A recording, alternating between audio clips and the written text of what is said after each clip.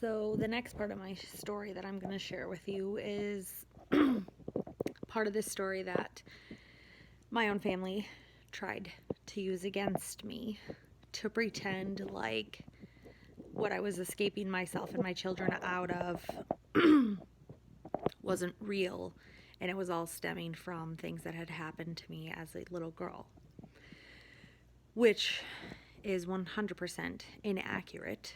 And in fact, the things that my children suffered through and I suffered through were bad, and they were enough reason of why we needed to get out and why it was going to be safer and better for everyone's future to be free from that. But unfortunately, people will go to extreme measures, compromising their morals and values to try to discredit things to take away your power. And so our perpetrator, along with my family, tried to use the fact that I was abused as a little girl, stating that those traumas that happened were the reason why I was trying to divorce my abuser. And yes, those things happened to me as a little girl. They sure did, and it was horrible, and it should have never happened to anybody. But it had nothing to do with what we went through and what he did to us. It doesn't excuse his behavior or excuse the things that he did and put us through. So just to kind of revisit that, I'm, sorry to the people that this might hurt or bring feelings resurfacing because you don't know how to digest it all. But again, the truth is going to be what sets us free, and the truth is the only thing that can help save other people. So when my family and my abuser tried to threaten and intimidate me that my childhood was the reasons why I was trying to get out of my toxic marriage, and actually try to scare me into staying married to our abuser, my rapist, by saying these things and referencing this childhood trauma, is just a horrible, horrible attempt at what extremes people will go to. So I'll explain that to you. As a little girl, I was pretty much left to fend for myself, as my mom would state it. She stopped being my mom when I was like 3 years old. And she dealt with her own mental health issues. And I was molested my whole childhood. My whole childhood growing up, I was molested by an older cousin. And so what I mean molested was that every time I was asleep, I was being touched by my older cousin, and I would wake up and he was putting his hands in places that they should not have been. And at 11 years old, I found bravery in the angels that were surrounding me and my higher power to speak up for myself. And you know what's crazy about it is, like, for those years leading up to that, I was scared. I was scared that I was going to get in trouble, that it was my fault, that all of that was happening. It's like a crazy way of how toxicity will, like, make your brain believe that in some sick way, shape, or form, because of societal norms, when somebody's harming you, it circles back around to be the victim's fault. And that's just such a sick way of thinking. And I'm here to tell you, whether you're 10 or 7 or 15 or 34, it's not your fault. If somebody's hurting you, you have to stand up for yourself and you have to be brave. And so at 11 years old, I did that. I went to my parents and I told them, I wrote a letter about how my cousin was molesting me. And unfortunately, I have a very sick, toxic mother. And my mother did not do things to put safety measures in place to further protect me moving forward. And what I mean by that is she lied to my whole family about what my cousin did to me. And I didn't even know this until just this past summer, 2019. So this was back in 1994 that I found my bravery at 11 years old to speak up and stand up against my older cousin who was molesting me my whole entire childhood. In Chicago, Illinois, the police, I spoke with the detectives one time, They came and they talked to me. They asked me about what happened, and I told them, and my mom was there. And I remember that was the only time I talked to them. And the next thing I knew, that he had pled guilty, and he was taking a plea deal, and he was going to serve 1 year in prison for molesting me my whole childhood. Okay, well, he pled guilty, so maybe he's going to learn his lesson. That's what you're taught to believe anyways. And then he was released from prison. And my mother told me that I had to forgive him, that it was what God wanted, that we have to find forgiveness for the people who hurt us, no matter what. Forgiveness is our only option to be able to let go of the chains that hold us to that trauma and to be able to move forward. At 12 and a half, I didn't really know how to understand this or wrap my head around it. Maybe I was 13, 12 and a half, 13 when this happened. But she forced me to sit down with my older cousin, who was my abuser, and tell him that I forgave him. And that I would have the opportunity to ask him a question. And so my only question was, why? And he had no answer. He had no answer as to why. He sat silent. And then he was hired for my family business, where I had to face my abuser for the rest of my teenage years. Every single day, he would come to my home, working for the construction company, with all the guys show up every morning and every afternoon. It was like the most sick thing that any child should ever have to go through, being re-victimized by their own family.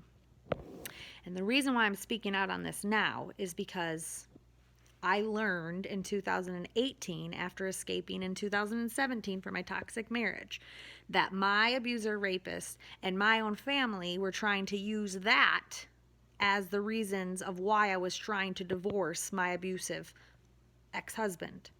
That is mental. On their part, that is mental.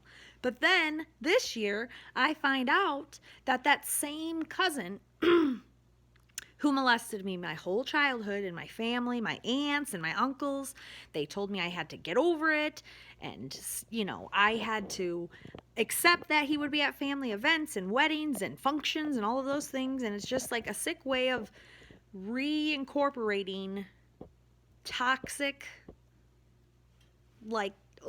sickness into families, and people being forced to accept these kinds of behaviors and the things that happen to them. And so this past summer, I learned that that same man lied to people about what he did to me. Not only did he lie, my mom, my own mother, lied and didn't tell the truth about what happened, and then hired him to re-victimize me for the rest of my teenage years. But he also then sexually assaulted his 2 daughters and then went to jail. But right now, he's walking free. And the sad part in all of this is, like, I didn't even know this. Like, I didn't even know that happened. Like, I didn't even know that those other girls had fallen victim because of what? Because they reintroduce these perpetrators back into people's lives like there's some kind of normalcy in this. This kind of stuff is not normal. This is why people have toxic that infiltrates the families, and more girls and boys fall victim because your family leads you to believe that you have to accept that, and that is just what it is. Like, it's your family, and you don't get to choose who your family is. And I know that's true, you don't get to choose who your family is. But just because they're your family doesn't mean that you have to associate in that kind of toxic manner. So this man who molested me as my whole childhood growing up, I don't know who else was his victim, but I finally find my bravery at 11 years old to stand up for myself, and then my family tells me that I have to forgive this man and allow him to be back a part of our lives, and what does that do? That just paves the way for him to be able to hurt other people, his own daughters, and his own family, my own family. They don't even know the reality of what really happened. Like, the fact of what he did. he told his mother that he just got drunk and it just happened. Well, the sickness in that is like, it's not like it just happened one time. Like, he molested me my whole life. My whole childhood was stolen from me because of that one person. And my mother lied about it, and he lied about it. And then what happened? You have more victims who fell into the trap of the epidemic that is plaguing the nations, here in our cities, in our states, in our country, and across the world. It is sick. And people are allowing these things to happen because they make you believe, because family norms, societal norms, religious norms, they tell you that you have to forgive. You have to forgive this person and you have to move on with your life. I personally am having a hard time struggling with what is forgiveness. In God's eyes, what does forgiveness mean? I know that it's not our place to judge. We are not entitled in any way, shape, or form to judge any other human on this earth because that's only God's job. He is the only one who is deemed that authority to judge a person. I feel the same way about forgiveness, honestly. I mean, I've been reading some scripture on it. I've been in the hospital for 4 days. I've been praying about this, and it's like forgiveness, not only is it his place only to judge, it is only his place to decide whether a person is forgiven for what they've done. And forgiveness does not mean acceptance. Forgiveness doesn't mean acceptance, and it doesn't mean that your behavior is excused. Forgiveness doesn't mean that you get to scave by without consequences either. It doesn't mean that you get to have the lesser of the evils of the consequences of the actions that you did when you're harming another person. That's not what that means, and that is not what God means. And that's why I'm standing in this lane that people don't want me to be in, and they don't want any of us to be in, because it's going to make people have to stand up and be responsible for the things that they have done. And people, they don't like that. But you know what? That's what God's plan is, because he wants mountains to move. That is his plan, that people stand up and they speak up for themselves, not themselves, because speaking up for yourselves is going to help save other people. So can you see where I'm coming with this part of my story? Me speaking up for myself allowed me this sense of bravery, but instantly I was shadowed back over because of the toxic family norms that infiltrate my bloodlines, that you pretend like these things didn't happen, you're told to get over it, it wasn't that bad, and you're forced to believe that you have to surround yourselves with these kinds of people because that's what your family is, and they're not going to choose you over them. You want to go to the wedding?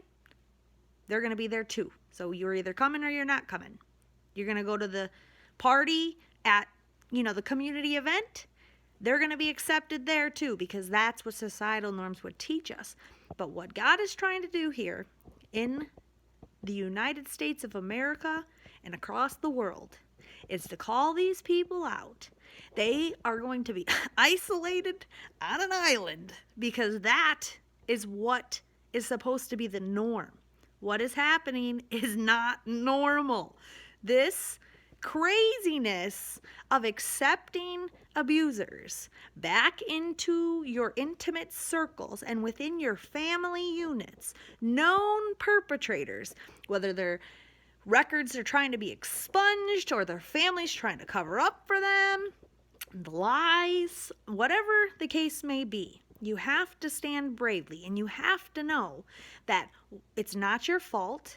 You didn't do anything wrong. Just like I said in the other video, what was going to happen was going to happen, whether you were who you were or you weren't.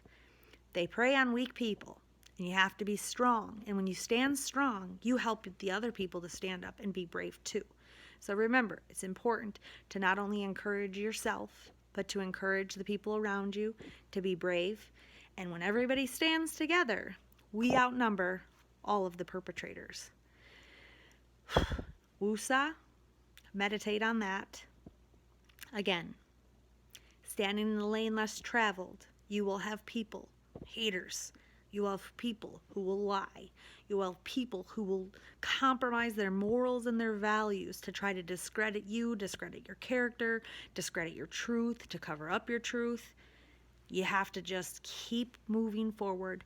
Don't care about what they say or what they think.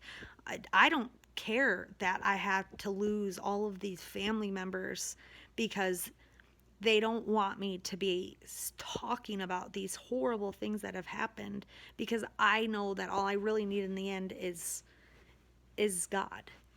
Whether you believe in God or you don't believe in God, that's not the point of these videos. It's about having that like innate ability to understand self and stay centered. Stay centered because you're strong when you believe in yourself. And when you can stand up for yourself, you're standing up for other people, because there's a lot of people who can't do it. They're either threatened to be murdered. Myself, been threatened to be murdered. Their children are taken away. My children have been taken away. Lose their careers. I lost my career. All of the horrible things that could happen to a person, it's happened in my life. So I'm at the point now where it's just like, I don't have anything else to lose. I'm going to follow what God's directing me to do, because the truth is going to be the only thing that's going to set us free, and it's going to be the only thing that's going to bring change. Purple, it's the color of royalty, but it's also the color of raising awareness for domestic violence and abuse. Stay strong.